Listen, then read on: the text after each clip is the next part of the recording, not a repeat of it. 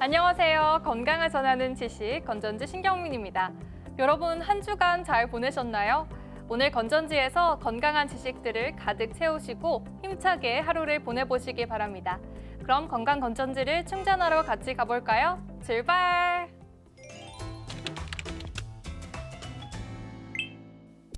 코로나19로 인해 손 씻기의 중요성이 대두되면서 우리는 하루에도 수십 번씩 손을 씻곤 하는데요.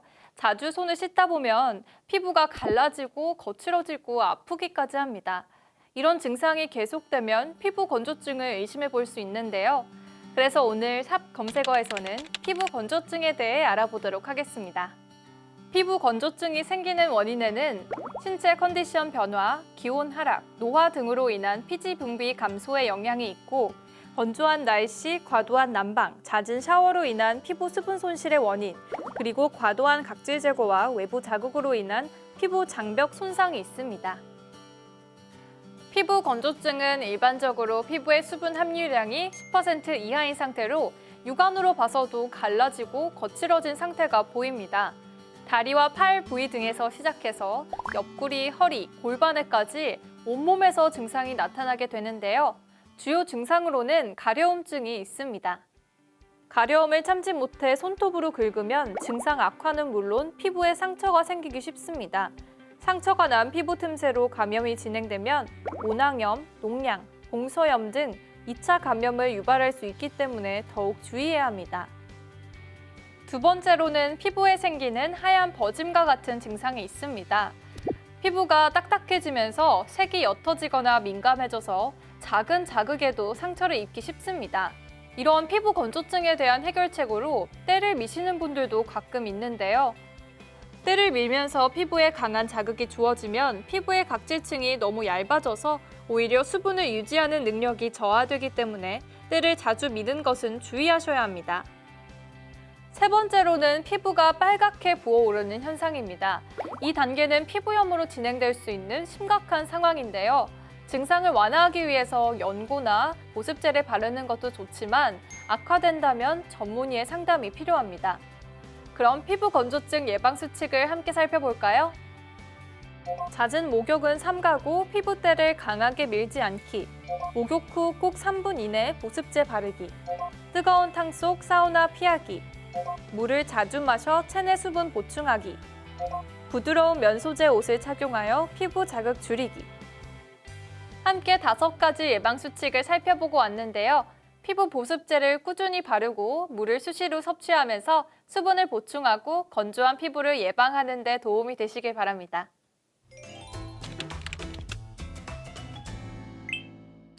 여러분, 날씨가 더워지면서 시원한 음료가 계속 생각나실 텐데요. 밖에서 먹는 것도 좋지만 직접 음료를 담그게 된다면 더욱 건강해지는 기분을 느끼실 수 있을 겁니다. 그래서 오늘 샵 검색어에서는 매실에 대해 살펴보겠습니다. 매실은 음료로 만들어 마실 수 있는 대표적인 과일 중 하나인데요. 6월 말쯤에 채취된 매실이 가장 영양이 많고 여름 제철 음식으로 적격인 건강식품입니다. 매실청, 매실식초, 매실잼, 매실장아찌 등 매실로 활용되는 다양한 음식들이 있는데요. 매실에 담긴 효능을 함께 살펴보겠습니다. 매실에는 피로회복 기능과 성인병 예방 효과가 있는데요.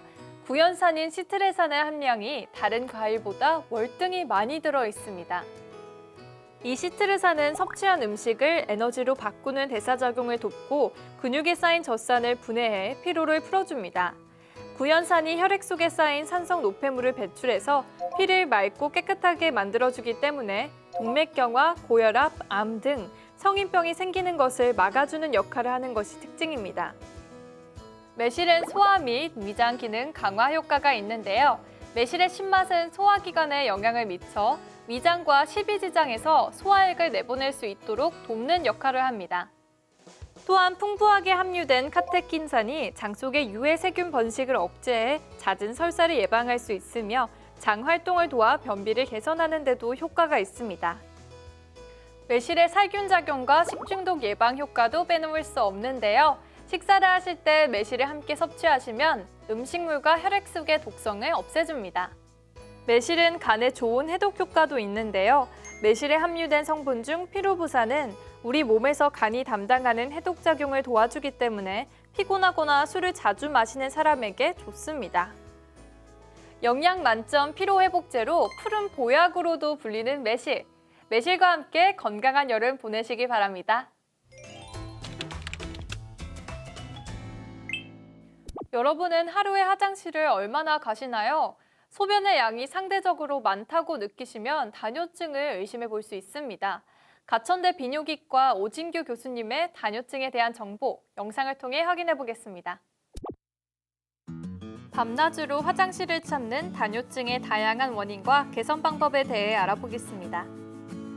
성인 기준 하루 평균 소변량이 약 1.5리터로 소변량이 많거나 자주 보면 다뇨증을 의심해 볼 수 있는데요. 주 야간 빈뇨와 야간뇨를 포함한 다뇨증 환자는 2018년 기준 6만 1,099명으로 증가했습니다. 성인 다뇨증의 판단 기준으로는 소변량이 하루 약 3리터 이상으로 많다. 수면 중 본인도 모르게 배뇨하거나 소변을 흘린 적이 있다. 주간에 8회 이상 소변을 본다. 잠을 자다가 2회 이상 소변 때문에 깬다가 있는데요. 다뇨증에 영향을 주는 요인으로는 생활습관, 음식, 다양한 질환, 스트레스가 있습니다. 일시적인 다뇨증의 원인으로는 과도한 수분 보충, 고카페인 음료 섭취, 맵고 자극적인 음식 섭취가 있는데요. 소변량을 증가시키는 음식들에는 알코올, 커피, 탄산음료, 설탕, 식초, 마요네즈, 고추, 치즈, 요구르트, 젓갈류, 튀김류와 같은 음식들이 있습니다. 다뇨증에 영향을 주는 질환으로는 당뇨병, 고혈압, 과민성 방광, 전립선 비대증, 출산으로 느슨해진 방광지지 근육 등이 있는데요. 다뇨증 예방 및 증상 개선법으로는 취침 2-3시간 전에는 과일이나 수분 섭취를 줄이고 저녁 식사는 이른 시간에 하고 고카페인 음료를 피하는 것이 있습니다. 또한 맵고 짠 음식 섭취를 줄이고 고칼슘, 고염식 음식을 자제하며 규칙적인 배뇨 습관을 갖는 것도 필요합니다. 다뇨증은 생활습관 교정으로 개선할 수 있지만 일상생활에 지장을 주면 적절한 치료가 필요합니다.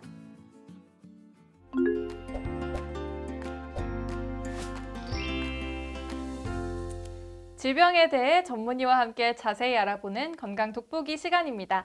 재활의학과 김상준 원장님과 함께합니다. 원장님 안녕하세요. 안녕하세요. 재활의학과 전문의 김상준입니다. 네, 이렇게 골프를 치거나 주방 일을 오래 하시는 분들이 어깨랑 팔꿈치 쪽에 통증을 호소하는 분들이 많으세요. 이런 경우에는 어떤 진단을 내리시나요? 최근 들어 이제 골프와 집안일을 많이 하시는 분들이 많은데요. 대표적인 질환으로는 회전근개 건병증이라든지 내측 상과염 또는 외측 상과염 등이 있겠습니다. 이러한 질병들은 초음파를 통해서 쉽게 진단이 됩니다. 그럼 초음파를 통해 검사도 하고 또 치료도 하는 건가요? 예, 맞습니다. 이러한 초음파는 MRI나 CT하고 달리 실시간으로 영상들을 볼 수 있기 때문에 진단뿐만 아니라 치료도 가능합니다. 어떤 치료가 가능할까요? 예를 들어서 오십견이나 회전근개 건병증의 경우에 초음파를 보면서 바늘을 집어넣게 되면 바늘의 움직임이 초음파로 다 보입니다. 그래서 바늘을 이용해서 적절한 위치에 약물을 주입하는 것이 가능하고 근육 사이에 물주머니가 부어 있거나 할 때도 이러한 초음파를 통해서 바늘을 위치시켜 약물을 주입할 수가 있습니다. 원장님 말씀을 듣다 보니 초음파를 이용한 다른 수술이나 시술이 또 있을지 궁금한데요. 예, 맞습니다. 이러한 최근 들어 초음파의 해상도가 발전을 하면서 예전에는 수술적인 치료로 했던 치료들을 비수술적인 치료로 바꿀 수가 있습니다. 대표적인 것이 석회성 건염인데요. 힘줄에 석회가 끼어서 통증을 많이 호소하게 되는 경우에 예전에는 피부를 절개하고 석회 조각들을 끄집어냈습니다. 하지만 최근에는 굵은 바늘을 이용해서 초음파를 보면서 그러한 석회 조각들을 뽑아낼 수가 있고요. 네. 또 한 가지 얘는 방아쇠 수지입니다. 방아쇠 수지라고 하는 것은 손가락을 구부렸다 펼 때 풀리라고 불리어지는 힘줄 사이에 터널이 굵어지면서 생기는 질병인데요. 예전에는 절개를 해서 그러한 두꺼워진 터널들을 절개했는데 최근 들어서는 바늘과 초음파를 이용해서 그러한 두꺼워진 터널들을 넓혀주는 시술들이 가능하게 되었습니다. 네, 여태까지 초음파의 장점에 대해서 알려주셨는데요. 혹시 뭐 부작용이나 주의점은 없을까요? 초음파는 혈관이 해상도에 따라 혈관과 신경을 잘 보일 수도 있고 안 보일 수도 있습니다. 또한 시술자의 숙련도에 따라 혈관과 신경을 건드릴 수도 있고 안 건드릴 수도 있습니다. 네. 따라서 앞서 말한 시술들을 할 때에는 반드시 숙련된 전문의가 고화질 해상도의 초음파를 통해서 하는 것이 필요하겠습니다. 두 번째는 초음파의 한계점인데요. 네. 아직까지 초음파는 뼈나 이러한 단단한 조직을 투과하지는 못합니다. 따라서 이러한 뼈 속에 있는 문제들이 있을 때에는 초음파로 해결하지 못하는 부분이 있습니다. 앞서 말씀드린 초음파의 한계점들을 극복하고 이러한 해상도가 좀 더 뛰어나게 된다면 향후에는 수술적인 치료보다는 이러한 초음파를 통한 비수술적인 치료들이 점차 늘어날 것으로 생각이 됩니다. 네, 지금까지 건강 돋보기에서 초음파 치료법에 대해서 김상중 원장님과 함께 자세히 살펴봤습니다. 함께 해주신 김상중 원장님 감사합니다. 예. 코로나로 인해 집에 있는 시간이 길어지면서 홈트레이닝이 더욱 인기를 끌고 있는데요. 메디컬 TV에서도 여러분과 함께 할 수 있는 다이어트 프로그램을 준비했습니다. 제가 그 촬영 현장에 한번 다녀와 봤는데요. 지금 가보실까요?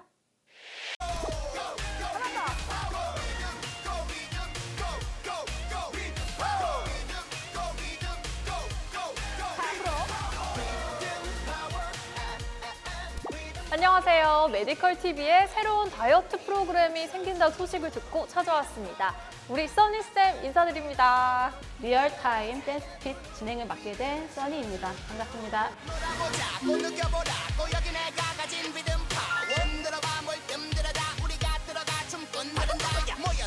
리얼타임 댄스핏 어떤 프로그램인지 좀 자세히 설명해 주세요.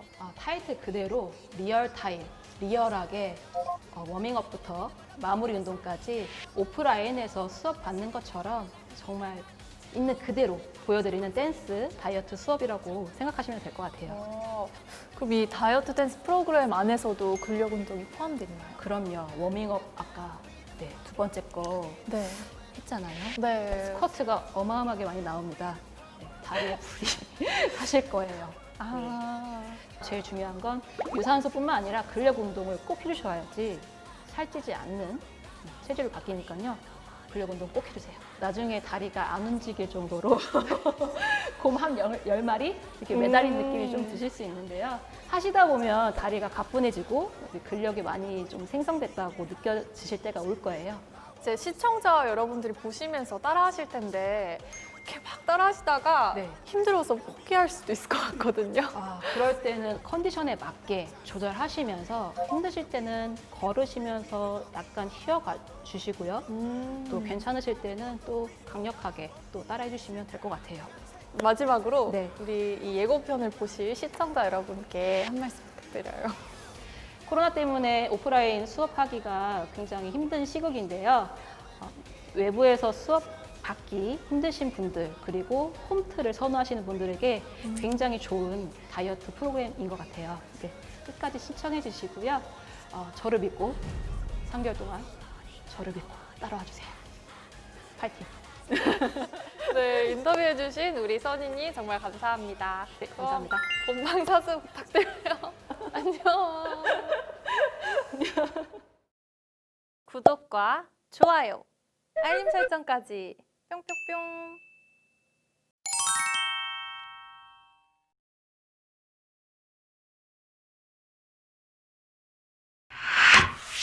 네.